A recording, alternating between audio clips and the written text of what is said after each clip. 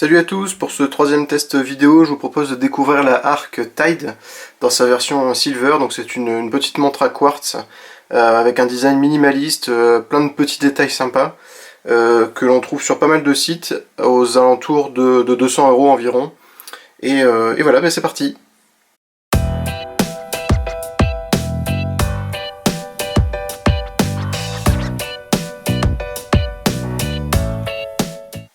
Alors au niveau du packaging, on a une boîte donc en carton, c'est du carton rigide, qui est toute chromée, presque miroir, c'est assez joli. Donc voilà, l'avant est miroir, l'arrière est noir mat, avec vous voyez la mention, le nom de la marque, la référence de la montre, etc. On a un petit ruban cartonné aussi qui coulisse, donc qui maintient le tout fermé, donc qui est en carton blanc mat aussi, un petit peu satiné. Et le dessin de la montre qui est gravé en argent brillant. Je trouve ça très joli. C'est des petits détails sympas qui font plutôt bien. Et puis voilà, toutes les mentions classiques, comme quoi elle a été créée à Melbourne, donc en Australie, le lien, le code barre, etc. Je passe assez rapidement. Et puis quand on ouvre, hop, donc on coulisse le carton, la boîte elle s'ouvre comme ceci, hop. Voilà, on a encore une sorte de couverture ici, donc toujours cartonné, c'est du carton un petit peu rigide, avec le nom de la marque, donc avec leur police qui leur est bien propre. Et puis on découvre la montre ici, qui est logée dans un moule en mousse, en fait, plutôt rigide, hein, qui est difficile à appuyer, mais qui du coup maintient bien la montre et la coince bien dans le packaging, qui permet de sécuriser le transport. Et puis ici on a toutes les mentions relatives à l'utilisation de la montre, donc comment la régler, etc. Oui, donc comment régler l'heure, toutes les spécifications toutes les spécifications de la montre, et puis les conditions de garantie, etc. Chose d'assez classique qu'on a l'habitude de trouver sur des guides de démarrage rapide. Donc voici pour le packaging.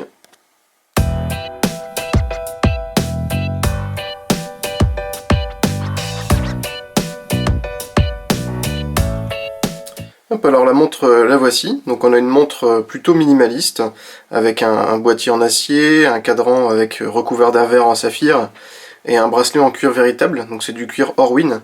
J'en avais déjà parlé lors d'un précédent test sur des bracelets justement reçus de cette manufacture, une énorme manufacture américaine qui fabrique du cuir de très bonne qualité. Donc voilà, c'est une montre très simple qui est pleine de petits détails sympas. Elle reste malgré tout minimaliste, donc on la trouve, comme je disais précédemment, aux alentours de 200 $ sur la plupart des sites. Donc c'est une montre qui fonctionne aussi avec un mécanisme à quartz, c'est un quartz suisse. Alors je reviendrai dessus juste après, mais je suis pas persuadé qu'il y ait un grand intérêt d'avoir justement un quartz suisse. Voilà pour la description de la montre. Alors après, quand on regarde un petit peu de plus près, on se rend compte que la montre est chargée de vraiment beaucoup de petits détails qui sont intéressants, notamment voilà, l'aiguille des heures, hein, qui forcément vous a très probablement sauté aux yeux, donc qui est toute torsadée. L'aiguille des minutes est quant à elle très longue, on a juste une petite pastille ronde juste ici au bout, et puis on a une petite trotteuse ici en bas, très minimaliste aussi, hein, puisqu'on a vraiment que l'aiguille et le cerclage chromé. Ce qui est assez original aussi, c'est les index, les graduations du cadran, qui sont pas comme la plupart du temps, qui sont pas tous de la même taille, qui sont pas tous parfaitement à l'extérieur du boîtier, mais voilà, les graduations de 1 heure, de 3 heures, 4 heures, 5 heures, 9 heures et 11 heures sont un peu moins larges, et ils sont surtout plus vers l'intérieur, ce qui donne du coup une impression d'un cadran assez grand, alors qu'au final il mesure seulement 40 mm, donc ce qui est une taille tout à fait convenable. Voilà, autre originalité aussi, c'est la couronne ici de réglage de l'heure qui est triangulaire. Alors ça, j'avais un petit peu peur en l'achetant, je reviendrai dessus juste après, mais j'avais un petit peu peur en l'achetant que ce soit inconfortable et que ça puisse blesser. Bon, évidemment, pas du tout. Et puis voilà, donc pour le boîtier, il n'y a pas grand chose à ajouter. C'est un boîtier qui est vraiment très beau, qui a l'air assez épais, mais finalement est très fin, puisqu'il fait 7,4 mm d'épaisseur. C'est sa forme en fait qui est parfaitement cylindrique qui lui donne cette impression d'épaisseur par rapport à la Skagen, que vous pouvez découvrir dans le lien qui s'affiche en ce moment. Et alors que au final elle fait un petit peu moins d'1 mm en plus, donc ce qui est assez amusant. Les cornes aussi d'attache du bracelet sont bien déportées, ce qui fait que du coup on pourra adapter quasiment n'importe quel bracelet dessus, bracelet de 20 mm de largeur. Et donc voilà pour le boîtier. Alors après, en ce qui concerne le bracelet, j'ai quelques réserves. Parce qu'honnêtement, en voyant sur la fiche technique cuir à ruine, etc., je me suis dit que c'était... Enfin là, je m'attendais vraiment à une excellente qualité, étant donné que j'avais eu une très bonne surprise avec les premiers bracelets. Et en fait, ici, il se trouve que le cuir qui a été utilisé, alors je sais pas si c'est le traitement ou si c'est vraiment le cuir qui serait différent de ce que je connais, mais en tout cas, il s'abîme vraiment très vite. Vous voyez, je l'ai assez peu porté, j'ai dû la porter environ un mois d'affilée. Et il y a déjà pas mal de marques, ici au niveau du cadran, enfin voilà, il y en a un peu partout, il se salit très très vite aussi, comme vous voyez ici la petite boucle qui est déjà bien noircie alors que je suis plutôt propre. Et pareil, la partie aussi, donc le trou qui est utilisé pour fermer le bracelet qui commence déjà à pas mal s'abîmer.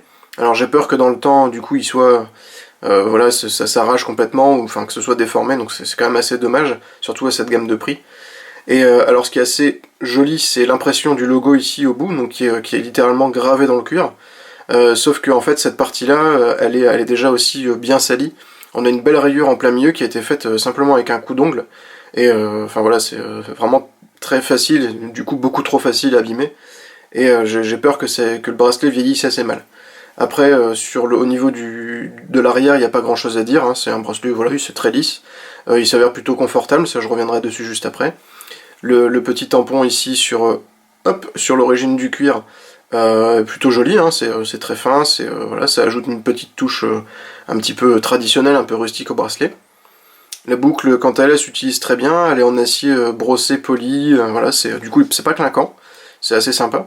Et puis ouais, la petite boucle mobile aussi, on a toujours deux boucles sur un bracelet, une qui est fixe à l'extrémité, enfin à proximité plutôt de la boucle, et on en a une deuxième qui est toujours un peu plus loin, qui est mobile, qui permet dans le cas où on serrerait beaucoup la montre, de bien la fixer sur le poignet, sur le bracelet pardon, pour que voilà, il s'échappe pas et que l'ensemble soit bien maintenu.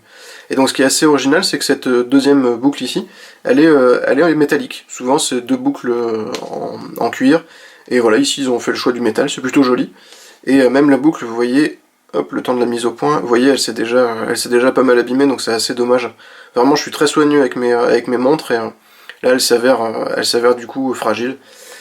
C'est assez dommage, surtout à cette gamme de prix, c'est quand même assez décevant. Donc voilà pour la montre, le boîtier, rien à dire, vraiment, il est très très beau, j'adore son look minimaliste. Aussi, un petit détail que j'ai oublié, mais ce qui est assez marrant, vous l'avez peut-être remarqué, c'est que sur le boîtier, il n'y a aucun logo, il n'y a aucune inscription. Et en fait, tout simplement parce que la marque juge que leurs montres sont tellement originales par rapport à la concurrence que du coup, ils n'ont pas besoin de faire figurer un logo. Alors je suis assez d'accord, parce que si vous allez consulter les autres modèles de la marque sur leur site, vous verrez que, voilà, que la plupart des modèles sont assez reconnaissables. Alors il y a toujours la petite touche d'originalité, donc ici bah, c'est l'aiguille évidemment, sur d'autres ça va être le boîtier en plastique, motif écaille de tortue, enfin etc. Je vous laisse aller voir, c'est bien plus simple. Et voilà, du coup, le boîtier, pardon, rien à dire. Par contre le bracelet, voilà, quelques réserves sur sa solidité. Après ce qui est assez bien, c'est que c'est une taille standard, donc il sera facile à remplacer. Mais c'est assez dommage de devoir en plus dépenser des sous pour un bracelet qui aurait pu être très bien du premier coup. Voilà, passons au confort maintenant.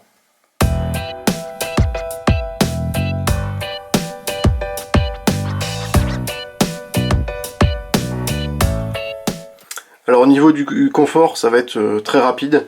Il y a vraiment pas de souci à remonter. La montre est très légère, son aspect robuste est confirmé. On voit au fur et à mesure du temps qu'on la porte qu'elle s'avère très solide et très facile à porter aussi, hein, du fait du choix de couleur qui a été opéré par la marque.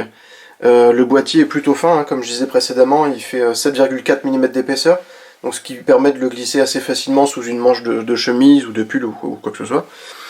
Et donc voilà, pour le boîtier, il n'y a pas de souci. Et pareil pour le bracelet, il a beau être fragile, il s'avère très confortable, hein, vraiment, il n'y a aucun souci là-dessus. En plus de ça, il est doté de pas mal de trous pour le réglage du bracelet, ce qui est assez pratique quand on a quand on attend un serrage particulier ou qu'on a tout simplement des tailles de poignée qui sont assez exotiques, si je puis dire. Et voilà, très agréable à porter. La deuxième boucle métallique permet de maintenir le bout du bracelet. Et voilà, il s'est jamais détaché, il est plutôt pratique et facile à porter malgré sa fragilité. Donc voilà pour le confort.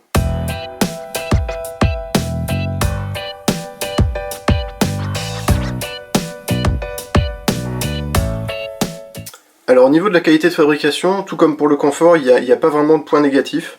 Elle est très jolie à regarder déjà, rien que visuellement elle inspire confiance. Le boîtier donc est en acier 316L, donc qui est un acier qui est parfaitement hypoallergénique, qui en plus de ça est très robuste. Pareil, la couronne, donc comme je disais dans l'introduction, j'avais peur que si on avait la pointe vers le bas, ça puisse blesser le poignet. Bon, pas du tout évidemment, hein, ça a été pensé pour.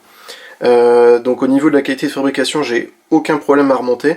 Autre petit détail qui est sympa aussi, c'est que le verre est parfaitement plat. Comme vous le voyez ici, il y a vraiment aucune... il n'est pas du tout bombé. Donc voilà, c'est vraiment du détail, hein, ça apporte pas grand chose, mais c'est vrai que visuellement, du coup, ça la rend vraiment très lisse, très simple. Et donc pour la qualité de fabrication du boîtier, il n'y a rien à dire. Par contre pour le bracelet, donc comme j'avais dit précédemment, il est plutôt fragile, il s'abîme assez facilement. Esthétiquement, il est très bien, il est joli. Par contre, voilà, dans le temps, j'ai peur qu'il vieillisse assez mal et que du coup, les petits détails qui ont été apportés dessus, comme le logo ici, deviennent plus comment dire, des réceptacles à salissure, si ça se dit, hein, je suis pas certain. Mais voilà, au niveau de la qualité de fabrication du boîtier, donc c'est parfait. Pareil, l'arrière est vissé, donc ce qui permet de rendre la montre étanche, donc elle est étanche uniquement à 50 mètres, ce qui est largement suffisant dans la plupart des cas. Mais voilà, étant donné que c'est un bracelet en cuir, je vous conseille tout de même d'éviter de la porter si vous allez à la piscine ou quoi. Il vaut mieux privilégier une montre avec un bracelet en nylon, un bracelet NATO ou carrément un bracelet en plastique. Hein. Il y a des montres bien plus adaptées pour faire du sport. Et puis, donc ça, la partie non visible, le mécanisme, donc c'est un mécanisme suisse. Alors je n'ai pas vraiment la référence du mécanisme, et puis ça, je pense que ça apporterait pas grand chose comme information. Mais alors j'ai quelques réserves là-dessus. En fait, je me demande s'il y a vraiment un intérêt d'avoir un mécanisme à quartz suisse, sachant que le label suisse est surtout privilégié pour des mécanismes mécaniques ou automatiques, et dans ces cas-là où il y a un intérêt puisque ça apporte une certaine solidité et surtout une fiabilité qui a vraiment aucun égal dans le monde de l'horlogerie. Après là, alors je suis pas sûr de ce que j'avance, mais je pense que c'est surtout pour mettre en avant cette montre, pour que ce soit avant tout du marketing, et pour que sur la fiche produit, quand on voit marqué mouvement à quartz suisse, on se dise que c'est une super montre, etc. Alors effectivement c'est une très bonne montre, mais en tout cas pas grâce au mécanisme. J'ai des montres avec des mécanismes chinois, japonais ou américains qui fonctionnent très bien depuis des années. Et donc voilà, je sais pas si ça apporte vraiment grand chose. En tout cas c'est ce que la marque avance. Donc voilà, la moindre des choses c'était d'en parler. Et voilà.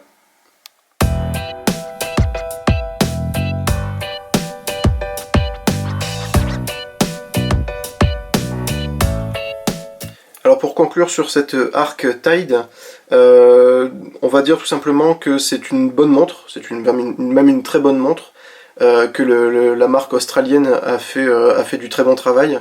Alors sur le boîtier en tout cas, envisagez par contre, si vous la portez tous les jours, d'acheter peut-être un deuxième bracelet, alors pas forcément tout de suite, hein, parce qu'il tient très bien malgré sa fragilité, mais voilà, en tout cas soyez soigneux, évitez de manipuler des choses sales, de transporter du charbon par exemple avec, ou tout simplement de la frotter sur des endroits qui seraient pas très propres.